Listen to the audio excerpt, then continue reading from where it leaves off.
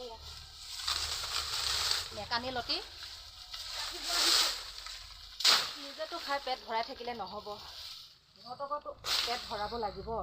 এয়া লগতে আকৌ 2-3 খিলামান কলপাতো কাটি লৈ যাওঁ। এয়া বহুত খুজলি পাত আছে, খুজলি পাতে ডাকিছে বহুত। আৰু অলপমান মুৰ্গীজনী কণী পাৰি আছে, অলপমান এইটো বিহ ঢেকীয়া অলপমান কাটি পেলাই অলপমান শুকুৱাই পেলাই বাঁহা দিওঁগৈ।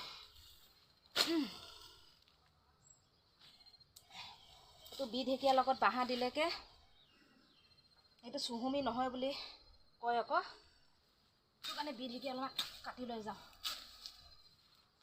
এয়া খুজলি পাতে বহুত খাইছে, আৰু জোখটো কথা নক'ব, বহুত জোখ।